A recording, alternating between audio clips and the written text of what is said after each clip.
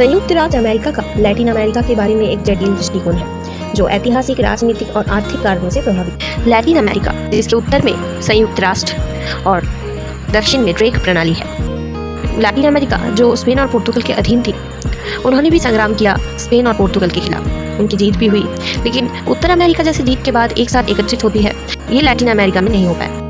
उत्तर America की तरह वो संयुक्त नहीं हो पाए। बाद में ये राष्ट्र जो लैटिन अमेरिका स्वतंत्र राष्ट्र थे, ये सब राष्ट्र अपनी सुरक्षा के लिए, साथ ही अर्थनीतिक समृद्धि के लिए, पूंजी विनियोग करने के लिए इत्यादि विभिन्न कारणवश वो निर्भर होते हैं संयुक्त अमेरिका के ऊपर।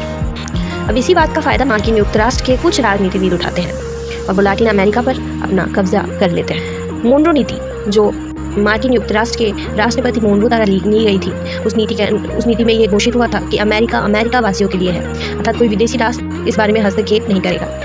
लेकिन बाद में इसी नीति का गलत इस्तेमाल करके संयुक्त राष्ट्र अमेरिका ने लैटिन अमेरिका पर अपना कब्जा जमाया।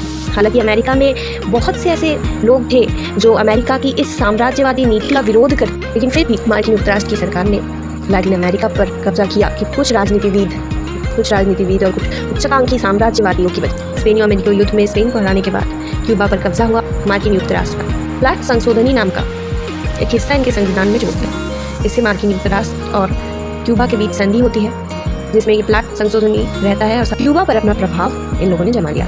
हालांकि अमेरिकन कुछ लोगों ने इसका विरोधिता किया था, पर विरोध करने के बाद भी कोई फायदा हुआ नहीं। अब इसके बाद क्यूबा को छोड़कर अन्य राष्ट्रों पर भी, लैटिन अमेरिका के अन्य राष्ट्रों पर भी अमेरिका मार्किन युक्त राष्ट्र अपना कब्जा करता है। उसकी जो नौसेना थी, उसकी मदद से वो अन्य राष्ट्रों पर भी कब्जा करता। वहाँ के कुछ राष्ट्रों के संसद भवन तोड़ दिए थे नौवाहिनी ने और नया संविधान ग्रहण करने पर मजबूर किया।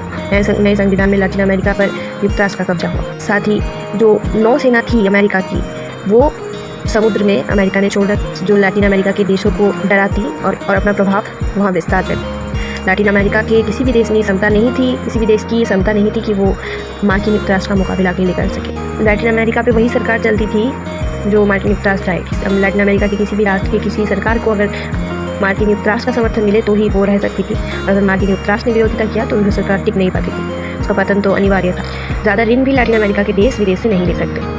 ऋण लेने में वो लोग बहुत बाधा विपत्ति की सृष्टि करते थे कि विदेश से ऋण न ले सके, और अपने बैंकों में ऋण लेने के लिए यहाँ के लोगों को उत्साहित करते कि मार्किन युक्त राष्ट्र के बैंकों में ये ऋण ले या लोन ले, लेकिन विदेश से नहीं। इसी तरह इनका फायदा होता और विदेशी कोई राष्ट्र इस पर हस्तक्षेप भी नहीं कर पाते।